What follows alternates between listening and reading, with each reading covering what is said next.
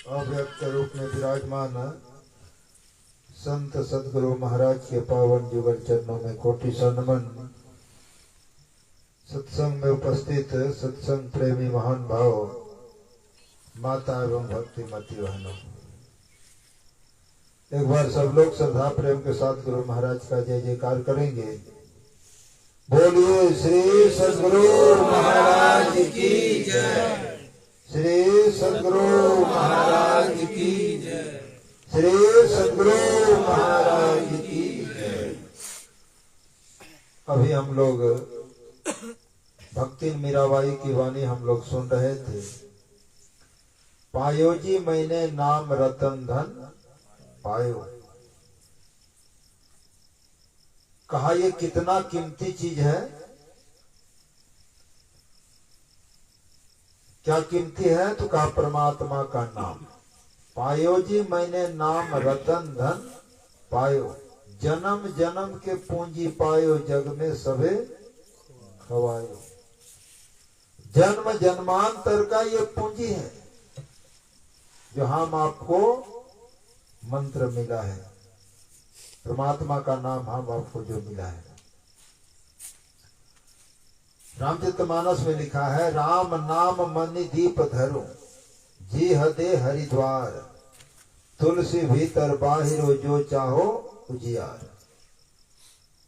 राम नाम रूपी जो है मणि, उसको दीपक भी कह सकते हैं।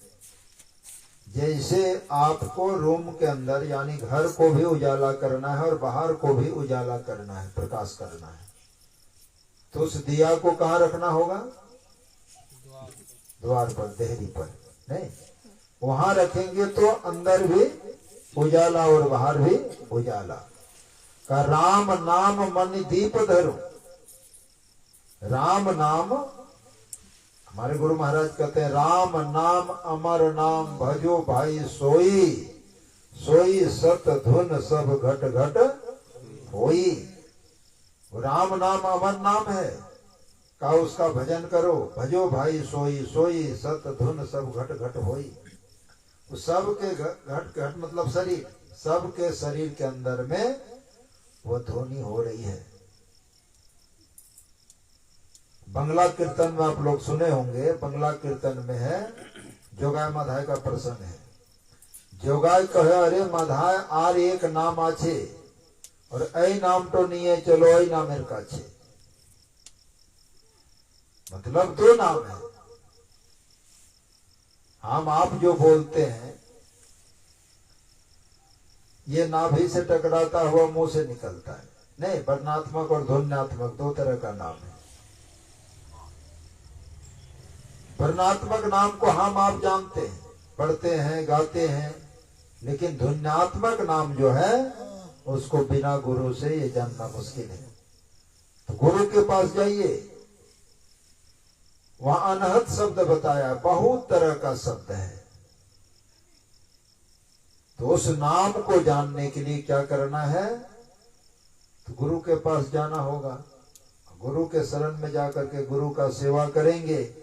गुरु हम आपको जो भजन भेद बताएगा, युक्ति बताएगा, उस युक्ति के अनुसार अगर आप प्रयास करेंगे तो आप उस शब्द को सुनेंगे। उस शब्द में कहा जाता है कि चुम्बक की तरह शक्ति है। एक बार उस शब्द को सुन लेंगे तो बार बार सुनने की इच्छा होगी और वह सुनते सुनते सुनते सुनते आप वहां तक पहुंच जाएंगे। आपका काम तमाम हो जाएगा। तो ये काम पहले मोटा भजन नहीं, मूर्ति पूजा करते हैं ना, मूर्ति पूजा जैसे मनसा दुर्गा काली नहीं, बरसों से पूजा हो रहा है नहीं। लोग बनाते हैं पत्थर का, मट्टी का, ढलाई का, जो भी बनाते हैं, और बना करके जब तक पूजा पाठ नहीं किया तब तक माँ है, देवी है, देवता है। पूजा करते हैं, मानवती करते हैं, लोग मांगते भी हैं बहुत कुछ और देवी देवता देते भी हैं। और जैसे पूजा समाप्त हो गया दूसरे या तीसरे दिन लोग क्या करते हैं? ट्रैक्टर मंगाते हैं, ठेला मंगाते हैं नहीं, और उस मूर्ति को उसमें लोड किया नहीं, चढ़ा दिया और बाजा गजा के साथ ले जा करके नदी में, ये जो आपका है ना, ये मंदिर के आगे नदी पुल है ना, वहां अब ये होगा, वो जो निरुआ का नहीं बनाता है पुआर का, वही तो बचता है। वो बचा हुआ अब यो है नहीं, मट्टी गल गया नरवा। मट्टी गल गया, लेकिन नरुआ ही ये है, उसका ढांचा ही है, नहीं तख्ता ही है। अब आप बताइए, थोड़ा विचारिए इस पर। जब तक पूजा नहीं हुआ था तब तक देवी था, देवता था नहीं, और जैसे पूजा समाप्त हो गया कौन ऐसा दुश्मनी हो गया उससे। अब उसको तो ट्रैक्टर में ठेला में लोड करते हैं और एकदम ले जा करके जैसे निर्दयी के तरह एकदम पानी में ढकेल देते हैं, नहीं पानी में उसको दिए डुबा के। वो क्यों हुआ इस तरह, दुश्मनी क्या हो गया? और ये बरसों से चल रहा है परंपरा, लेकिन हम लोग समझ नहीं पा रहे हैं। इसका मतलब जो दीक्षित है उसको पता है, जो दीक्षा लेकर के ध्यान भजन करते हैं उसको पता है। यहाँ तो हाथ से बनाते हैं मट्टी का, सीमेंट का मूर्ति, और हम आप जो दीक्षा लिए हैं हम आपको भी मूर्ति बनाने कहा है नहीं। पहले क्या कहा, मानस जाप कीजिए। जाप 3 तरह का है ना, वाचिक, उपांशु और मानस। आप लोग बहुत बार सुने हैं, फिर से सुन लीजिए। जोर जोर से बोल करके जाप करना, वाचिक जाप। मने मन जाप करना, यानी होठ हिलेगा, यह है उपांशु जाप। और मने मन जाप हो रहा है, किसी को पता नहीं चलेगा क्या कर रहा है, यह है मानस जाप। बाहर में जो पूजा पाठ करते हैं उससे 100 गुना ज्यादा लाभ है वाचिक जाप में। वाचिक जाप से 1000 गुना ज्यादा लाभ है उपांशु जाप में। और मानस जाप में कितना लाभ है उसका वर्णन ही नहीं है। वो जापों का राजा है।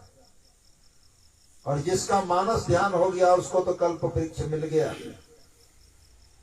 और जो दृष्टि योग में पारंगत हो गए उसको कहना क्या है, सो जही रामचरित मणि मानिक गुपुत प्रगट जो जहां जही खाने। घर बैठे पूरा दुनिया का तमाशा देखने लगेगा। और जिसको नादानुसंधान का क्रिया हो जाए वो तो परमात्मा का समीप हो गया। जाना तो तुम ही हो जाए। तो ये जो मूर्ति पूजा के बारे में हम बोल रहे थे, वो मट्टी से बनाता है, पत्थर से, ढलाई से बनाता है। हम आपको बताया है कि पहले मंत्र का जाप करो। नहीं, मूर्ति बनता है देखे ना गांव में, पहले क्या करता है, तख्ता ला करके ठोकता है नहीं, उसके बाद उसमें लकड़ी लगाता है, उसके बाद नरुआ ला करके उसका ढांचा बनाता है नहीं, उसके बाद उसमें मट्टी लेपता है नहीं, मट्टी लेप करके तब उसमें रंग चढ़ा करके देवी का आकार बना दिया, देवी देवता का नहीं। वही हाल हम आपको भी बताया है, पहले मानस जाप करो, यानी नरुआ लपेटो। मानस जाप वही है, नरुआ लपेटो। उसके बाद मानस ध्यान करो। मूर्ति कारीगर जो बनाता है तो उसका पहले मानस पटल में आता है नहीं, कि कैसा मूर्ति बनाना है, फोटो भी रखता है कि नहीं, कि इसी तरह बनाना है। मानस ध्यान करो, यानी मने मन मूर्ति बनाओ। उसके बाद कहा उसको भसा। भसा मतलब उस रूप को छोड़ो, और उस रूप को छोड़ने के बाद आगे वाला को पकड़ो नहीं। यही अंतर है। बाहर में जो पूजा पाठ कर रहा है, जो दीक्षित नहीं है, साल में एक बार मूर्ति बनाता है, उसको पूजा पाठ करके भसा देता है। और जो दीक्षित है वो रोज मन से मूर्ति बनाता है और रोज भसाता है। अब बताइए किसको ज्यादा लाभ होगा, रोज जो करता है पूजा पाठ और भसाता है उसको, कि साल में एक बार जो करता है उसको? जो रोज करेगा उसको ज्यादा लाभ होगा, उसको ज्यादा धर्म होगा। आप उत्तर गीता पढ़िए, सत्संग योग में गुरु महाराज लिखे हैं, कहा मूर्ति पूजा करने वाले को अल्प बुद्धि वाले कहा गया, मंद बुद्धि वाले। और कहा समदर्शियों का देवता कहाँ है, तो हम में तुम में खड़क खम में। समदर्शी है वो, हर जगह परमात्मा को ही देखता है। और योगियों का देवता कहा हृदय में है, योगियों का देवता हृदय में है। समदर्शियों का देवता हम में तुम में खड़क खम में, हर जगह परमात्मा ही देखता है, वो समदर्शी हैं। और कहा 2 जातियों, ब्राह्मण क्षत्रिय, इस सब का कहा देवता किसमें है, तो अग्नि में है, हवन में, उसी में वो देवता देखते हैं। और मंद बुद्धि वाले का देवता प्रतिमा है। मूर्ति पूजा करने वाले को मंद बुद्धि कहा गया। तो मूर्ति पूजा बेकार नहीं है, वो शुरुआत है। जैसे बच्चा पढ़ता है को खो ओ आ, हाँ, मोटा अक्षर मोटा पेंसिल और सिलट से घुमाता है, वो बेकार नहीं है, वो शुरुआत है। और वो अक्षर मोटा लिखते लिखते वो महीने लिखना शुरू करता है, पढ़ लिख करके बहुत बड़ा विद्वान बन जाता है, इंजीनियर डॉक्टर सब बन जाता है। लेकिन सोचता कि हम सिलेट में हाथ क्यों घुमाते, नहीं तो इतना बड़ा विद्वान बन नहीं पाता। वो गुरुजी पर विश्वास किया, जो विद्यार्थी को पढ़ाया मास्टर साहब गुरुजी, उस पर विश्वास किया, कभी प्रश्न नहीं किया कि हम ऐसा क्यों करें वैसा क्यों करें। वो जो बताते गया ये करते गया, और करते करते एक दिन बहुत बड़ा विद्वान बन गया। उसी तरह हम आपको जो गुरु मंत्र बताए हैं उस पर विश्वास करके हम आपको भजन करना है। अगर विश्वास पूर्वक हम आप करेंगे तो इसी से काम बनेगा। तो वही मीराबाई के भजन में हम लोग सुन रहे थे, पायो जी मैंने नाम रतन धन, पायो जन्म जन्म के पूंजी, पायो जग में सभी खवायो। जन्म जन्मांतर का पूंजी हम आपको मिला, लेकिन जग में आकर के, संसार में आकर के हम लोग उसको गमा दिए। सत के नाव खेवटिया सतगुरु, भव सागर तरी आयो, मीरा के प्रभु गिरधर नागर। क्या उसका आगे, हरस हरस जस गायो। ये हम लोगों का असीम कृपा है। आप लोग तो घूमे होंगे, हाँ, नहीं भी घूमे होंगे। जब जाएंगे बाहर, हाँ, परसों तरसों, परसों नहीं कल ही की बात है, कल हम जब आ रहे थे आश्रम से, सुतियलपड़ा में प्रोग्राम था, तो बोरियो के आगे पुल टूटा हुआ है, तो उधर से गाड़ी आती है पुलवा तक, और वहां से पार होकर के दूसरी गाड़ी में इधर आना पड़ता है। तो शीतलहरी के कारण उधर से तो हमको गाड़ी मिल गई, पुल के इस पार गाड़ी नहीं है। तो हम सोचे चलो 1-1.5 किलोमीटर पैदल चले जाएंगे। पुल पार होकर के हम धीरे धीरे आ रहे थे, एक आदमी उधर से आया, परिचित है। कहाँ बाबा? ले जा रहे हैं बोरियो, जाना है तीन पार। तब तक एक मोटरसाइकिल वाला और आ गया, बाबा चलिए बोरियो आपको छोड़ देते हैं। तो वो कहता है नहीं, हम ही बाबा को पहुंचा देंगे। और कहा बाबा कहाँ तक जाना है? बोले जाना तो 3 पहाड़ है। चलिए 3 पहाड़ी आपको पहुंचा देते हैं। बोले आप कहाँ रहे थे? बोला बड़हरवा। महाराज बड़हरवा जा रहे थे, इधर से बहुत घुमा पड़ेगा आपको। क्या होगा बाबा, ये मौका बार बार नहीं मिलेगा, चलिए आपको पहुंचा ही देंगे, उसी होकर बड़हरवा निकल जाएंगे। हर ला करके 3 पहाड़ पहुंचाया। तो रास्ते में हमको कहता है बाबा हम भी सोचते हैं दीक्षा ले लेंगे। बोले बहुत बढ़िया सोच है, इससे बढ़िया सोच तो और है ही नहीं। तो कितना दिन से खाना पीना छोड़ दिया? कहा बाबा 2-3 साल हो गया, ऐसे कुछ बताया। हाँ 2-3 महीना बताया है, 2-3 साल बताया, ऐसे बोला।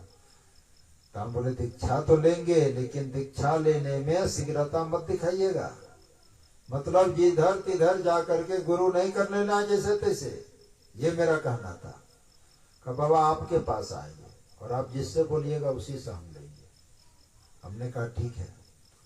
तब हमने कहा अब कमाने वाले आदमी हैं, और ऐसा गुरु से दीक्षा नहीं लेना है कि भोरे कहेगा उठो, घंटी हिलाओ, माला जाप करो, टीका लगाओ और क्या क्या करो, उतना नहीं कर पाइएगा आप संत मत में दीक्षा ले लीजिए। और सारा काम करते हुए, गाड़ी है तो वो टेम्पू है, हाँ? हम बोले आप गाड़ी भी चलाइए और भगवान का भजन भी कीजिए, खेती बाड़ी कीजिए, उससे भी भगवान का भजन हो जाएगा, काम छोड़ने का जरूरत नहीं है। कहा बाबा गुरु महाराज की कृपा से अभी 2 टेम्पू घर में है, मोटरसाइकिल बाबा देखते हैं आप, गुरु महाराज की कृपा से खरीद लिए, सब कुछ बाबा ठीक ठाक हो गया, तो हम दीक्षा ले ही लेंगे। बोले एकदम ले लीजिए। तो कहा एकदम लेंगे दीक्षा। तो देखिए सत्संग सुनते समझते उसको ज्ञान हुआ, गुरु महाराज के प्रति विश्वास हुआ। आप लोग घूमे होंगे हरिद्वार, ऋषिकेश, हाँ, वृंदावन और सब जगह जगह में घूम करके देख लीजिए, तब पता चलेगा कि गुरु महाराज का जो ज्ञान है वो कितना ठोस ज्ञान है।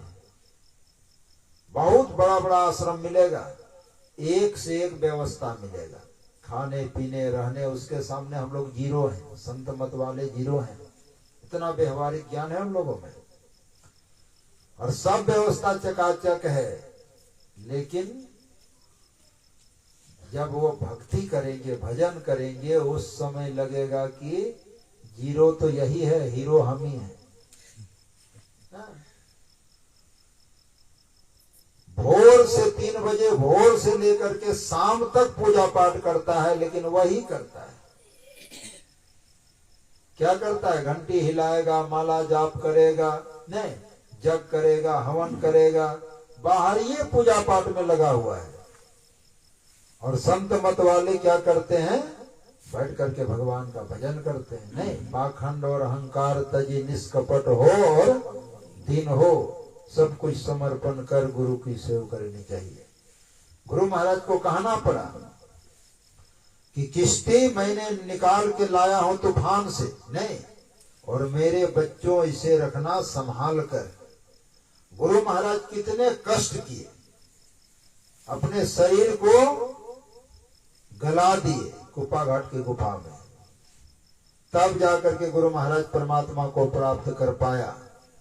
और गुरु महाराज हम लोगों को सरल सरल जग में परिचारी, नहीं, हम आपके पास ला करके उस ज्ञान को पहुंचा दिया, हम आपको उस ज्ञान को जना दिया। भजन है ना, संतन मत भेद प्रचार किया गुरु साहब बाबा देवी ने। उसी भजन में अंतिम है, ढोल पिटाए सुनाई दिया गुरु साहब बाबा देवी ने। ढोल पिटा करके, नहीं, ढोल पीट पीट करके सुना दिया कि जितने मनुष्य तनधारी हैं प्रभु भक्ति कर सकते सभी, अंतरो बाहर भक्ति कर घटपट हटाना चाहिए। जितने मनुष्य हैं, चाहे वो को भी जाति के हैं, वो दीक्षा लेकर के भगवान का भजन करके बेड़ा पार हो सकते हैं। हम कटिहार जिला से आ रहे थे, तो लॉन्च जो है उसमें बैठे थे, तो एक ऐसा था, ऊपर में छोटा मोटा रूम जैसा है, उसमें 2-4 आदमी ही बैठ सकते हैं।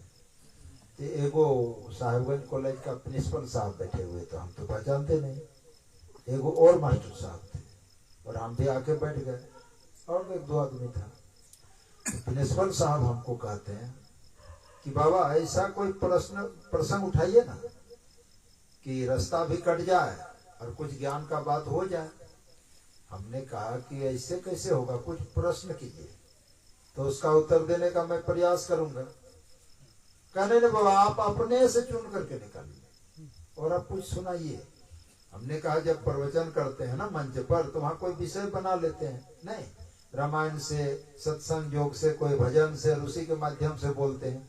कहा बाबा आप जैसे बोलिए, लेकिन कुछ बोलिए, सुनाइए। हमने कहा प्रश्न कीजिए। कहा नहीं, आप ही बोलिए अपने से। तो हमने यही शुरू किया कि मनुष्य जो है सुख चाहते हैं, नहीं, और सुख कहाँ मिलेगा, कैसे मिलेगा, ये बोलना हमने रामायण से, महाभारत से बोलना शुरू किया। वो सुनते सुनते सुनते आंख बंद कर दिया। हम सोचे ये सो रहा है, हम चुप हो गए।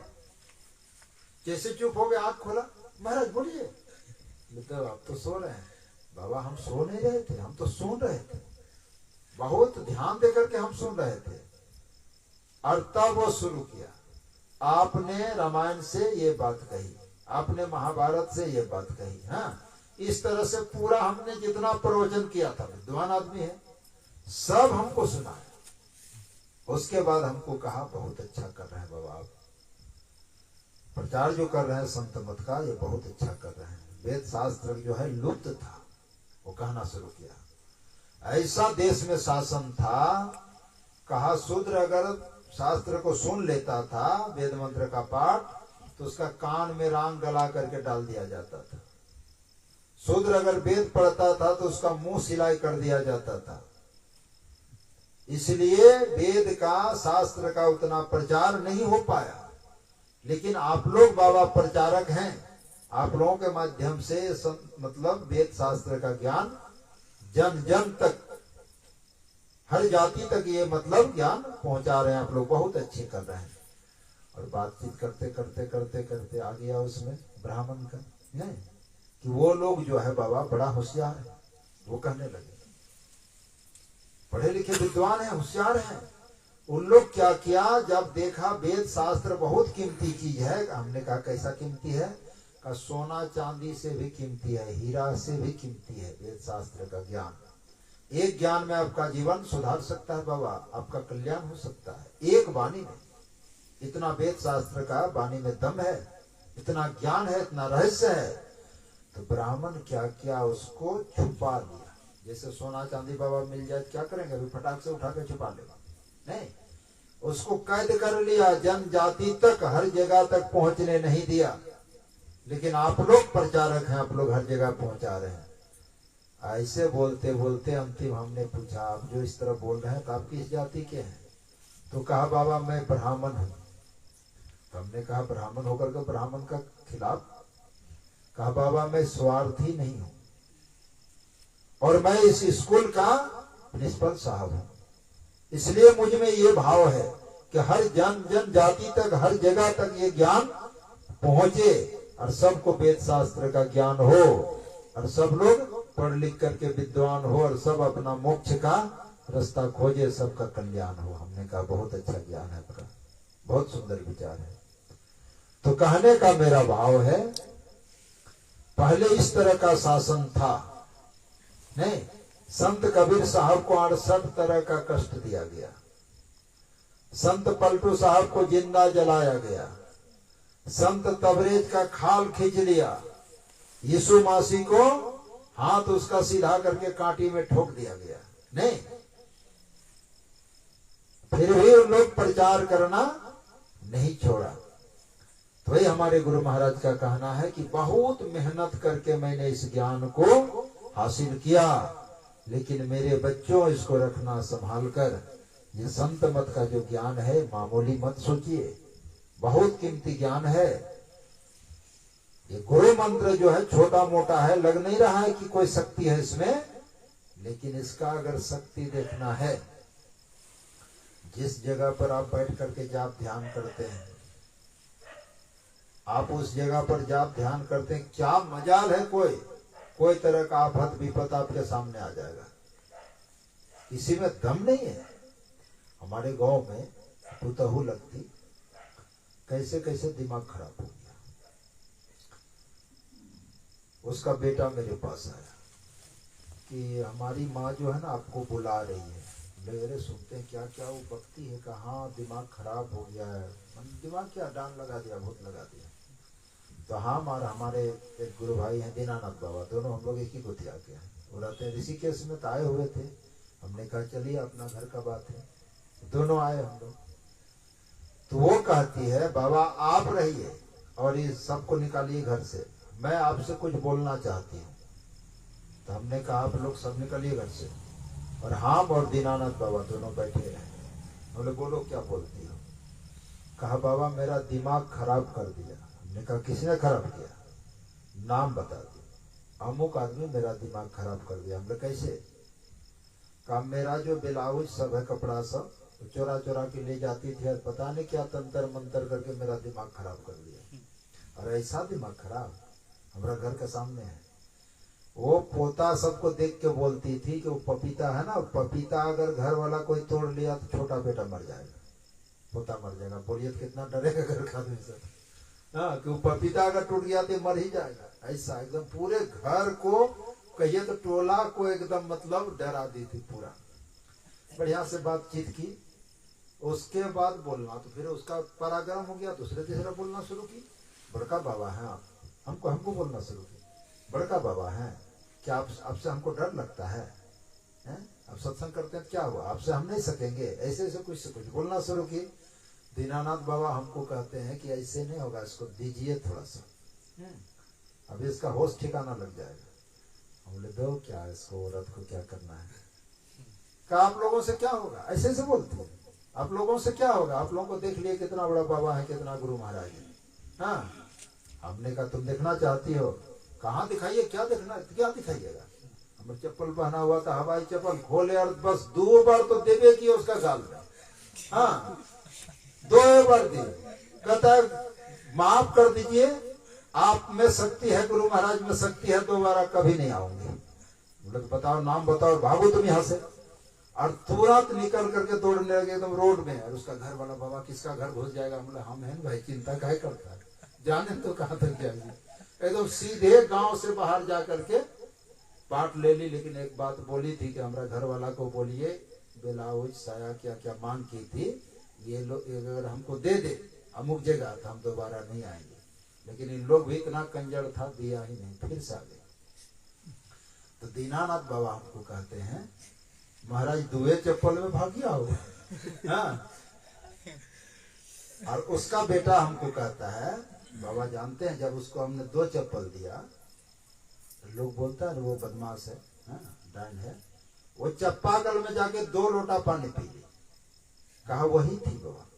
बोले छोड़ो ये सब हम लोग को दिमाग में नहीं लगाना, हम लोग तो सत्संगी हैं, कौन क्या है नहीं है क्या देखना है, सब है कि नहीं। अब है कि नहीं है कि प्यास लग गया पानी पी ले, हम किस पर संदेह करें, ऐसा बात छोड़िए। हाँ, तो गुरु महाराज का जो मंत्र है, हाँ इसको गलत उपयोग नहीं करना है। गलत उपयोग करेंगे आपके पास जो शक्ति है वो घट जाएगा। जैसे सेविंग खाता है ना, चालू खाता, पैसा रखे हैं और उसको निकासी करेंगे ना, एटीएम से निकाल लेंगे तो पैसा घट जाएगा ना खाता में आपका जो जमा था।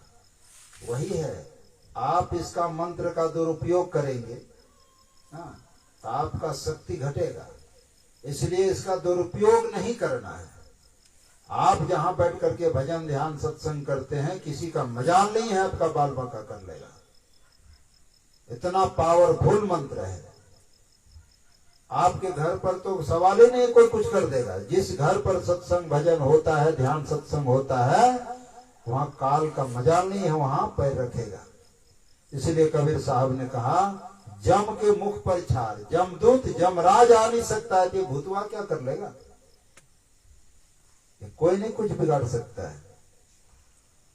तो कहने का भाव है इस सब मंत्र में पावर है, शक्ति है। तो इसको मन लगा करके हम आपको जाप ध्यान करना है, इसी में हम आपका कल्याण है। हम लोग घर बना रहे थे, उस समय आश्रम में रहते थे, लेकिन कभी कभी आके घर में खाना खा लेते थे। हमारी माँ जो है, हम लोग का कपड़ा का घर है, तो कपड़ा छावनी हो रहा था, माँ उधर से कपड़ा ले लेकर के आती है और माँ हमको कहती है, हमको कह रही है, बहुत बड़ा घर बना रहा है, हम आए हैं तो तुम चाय भी पीने के लिए नहीं पूछ रहा है, माँ हमसे बोल रही है। हमने छोटका भाई को कहा माँ क्या बोल रही है? हमने कहा घर तुम्हारा है, तुमको चाय पीने क्या बोलेगा? हमारा घर है, हम आए अतिथि, तुम लोग हमको बैठने भी नहीं बोलता है, चाय भी नहीं पिलाता है। छोटा भाई कहता है माँ पर कुछ सवार हुआ। तो हमने कहा तुमको घर देख करके आंख लग गया? कहा तो घर इतना बड़ा बना रहा है, हम आए तो स्वागत नहीं करेगा हमका? तो हम बोले माँ से, माँ ये से बोल रहे हैं कि चाय बनाओ। कहा हम चाय बनाएंगे? हाँ, तुम्हारा घर में हम चाय बनाएंगे? छोटका भाई को हमने कहा रे तू चाय बनाओ और चाय बना करके उसको पिलाओ। हम जाते हैं आश्रम, आश्रम से आते आते अगर ये चली गई तब तो ठीक है, नहीं तो इसका इतना स्वागत होगा, इसको बाप से भेंट कराएंगे। तो क्या कहती है? माँ बोल रही है हमसे, दोनों माँ बेटा में बात हो रहा है। तो माँ कहती है तुमसे डर लगता है, इसलिए तुम अगर आश्रम जाते हो जाओ, हम चाय पी करके यहाँ से चले जाएंगे। हमने कहा हमसे क्या डर लगता, हम तो कोई मंत्र जंतर कुछ जानते नहीं था, हमसे डरती क्यों है? कब तुम एक एक मंत्र जानते हो, उसी में हाँ सबका मंत्र फैले। तुम्हारा मंत्र में शक्ति है, हम ठीक है चाय पी के फिर जाओ, नाश्ता भी कर लो। हाँ, भाई को कहा कि बिस्कुट वगैरह ला करके चाय बिस्कुट खिला दो, और हम चले गए आश्रम। और आश्रम से जब आए तो पूछते हैं भाई से कि ठीक ठाक है? तो माँ हंसती है, क्या हमको कुछ हुआ है? हाँ। तो कहने का मेरा भाव है गुरु मंत्र में बहुत शक्ति है। विश्वास नहीं है आप जाप कीजिए। जो सत्संगी को कुछ होता है ना, बाल बंका होता है, इसका मतलब आप जाप ध्यान नहीं करते हैं सचेत से। 24 घंटा अगर आप जाप ध्यान करेंगे, किसी का मजाल नहीं आपको कुछ बिगाड़ लेगा। और जिसको आप आशीर्वाद दे देंगे उसका काम भी बन जाएगा। तो इसीलिए अभी जो सुन रहे थे, नाम का बहुत महिमा है। कोटि नाम संसार में ताते मुक्ति ना होय, आदि नाम गुप्त जप बूझे बिरला कोई। 1 करोड़ नाम है, लेकिन 1 करोड़ नाम में किसी का कल्याण कहा नहीं है। आदि नाम, शुरू का नाम, वो शुरू का नाम क्या है वो गुरु बताते हैं। इसको और साधारण ढंग से समझ लीजिए। जैसे राइफल है, उसका गोली है, तो गोली को हाथ में लेकर के फेंक करके मारिए कुछ नहीं होगा, लेकिन उसको राइफल में भर करके मारिए तो सीना को छेद कर देगा। नहीं, गुरु मंत्र वही है, दूसरा थोड़ी मंत्र है, वही सब मंत्र है जो हम आप जाप करते हैं। लेकिन गुरु महाराज उसको जाप करके सिद्ध किया, उस मंत्र में पावर आ गया, और उसके द्वारा अगर आप मंत्र को जानते हैं, यानी भजन भेद लेकर के भजन ध्यान करते हैं, जाप करते हैं, तो आपका काम जल्दी बनेगा। तो बोलने का तो बहुत सारा बात है, नहीं, हरि अनंत, हरि कथा अनंत। तो ज्यादा समय नहीं लेते हुए 8:30 बजने को है, छोड़िए अब क्या जलाना है। अभी का सत्संग यहीं पर मैं समाप्त करता हूँ, और कल सत्संग सुबह से नहीं, सुबह वेला भी होगा, 2 बजे से भी होगा, और रात को भी होगा सत्संग। आप लोग अधिक से अधिक संख्या में अपने अड़ोस पड़ोस के लोगों को भी लेके आएंगे, ताकि उसका भी कल्याण हो। यह हमारे रामविलास बाबू कल जो है, कल ये लोग बैठे थे यहाँ मंदिर में, लगता है यहीं से फोन किया, तो हम प्रवचन कर रहे थे, और प्रवचन के समय में जल्दी मोबाइल नहीं उठाते हैं क्योंकि डिस्टर्ब होता है। हाँ, तो रिसीव कर दिए, तो लोग समझ गया कि बाबा प्रवचन में है। तो सुबह बात हुई तो कहा बाबा इस महीना का हम लोग तो सोचते हैं कि सत्संग चलता रहे। नहीं, तो अच्छा काम है, सत्संग चलता रहे, ये तो बढ़िया विचार है। तो सत्संग के लिए जितना हम आपका सहयोग हो जाए, तो कहा बाबा आप ही को आना पड़ेगा। हमने कहा कि दूसरे कोई महात्मा को लाते ना आया तो लोगों को थोड़ा सा अच्छा लगता, तो बाबा आप ही आइए ना। तो हमने कहा हम बगले में हैं, सुतियल पड़ा में, तो अगर आजे से हो जाए शाम से तो बड़ा अच्छा होता। कहा बाबा थोड़ा सा विचार विमर्श करते हैं। तो हमने कहा ठीक है। तो दोपहर तक इधर से खबर नहीं गया, हम तो रेडी हो गए, मोटरसाइकिल वाला भी आ गया। अब हम 2 बजे सोचे कि ट्रेन पकड़ करके बड़हरवा जाएंगे और उसी होकर के निकल जाएंगे, थोड़ा काम था। तब तक विवेकानंद का अब निकलने वाले थे, उनका फोन पहुंच गया, बाबा आ रहे हैं ना ऐसे ऐसे। हमने कहा भाई तो वो तो बोले तो थे, लेकिन अभी बड़हरवा जाने के लिए इसका नहीं, हम लोग तैयारी शुरू कर दी। हम लोग ठीक है था। तो ये अचानक प्रोग्राम हुआ, ये आप लोग नहीं सोचेंगे कि लोग 2-3 आदमी जो सोचता है तुरंत कर लेता है, वैसी बात नहीं है। हम सोचे अभी आए हैं, फिर जाएंगे, फिर आएंगे, नहीं। और फरवरी महीना में जो हम लोग सत्संग का प्रोग्राम रखे हैं रघुनंदन बाबा का, रसीद पंपलेट सब छपा हुआ है, लेकिन ये लॉकडाउन के चलते अभी स्थगित है कि क्या करें नहीं करें। अगर विचार हो जाए कि नहीं सत्संग करना है, तो अब तो 1 महीना समय बचेगा, नहीं 26-27 फरवरी को है, तो 1 महीना समय है और सब व्यवस्था करना पड़ेगा। तो हो सकता है प्रोग्राम में भी थोड़ा सा हमको बाधक हो सकता है, इसलिए हमने कहा कि अब ये कर लीजिए। तो आप लोग तुरंत तैयार हो गए, तो आप लोगों का बलिहारी है, नहीं। तो कल से आप लोग कल तीनों टाइम सत्संग भरपूर मात्रा में सुनेंगे। बोलिए श्री सद्गुरु महाराज की जय।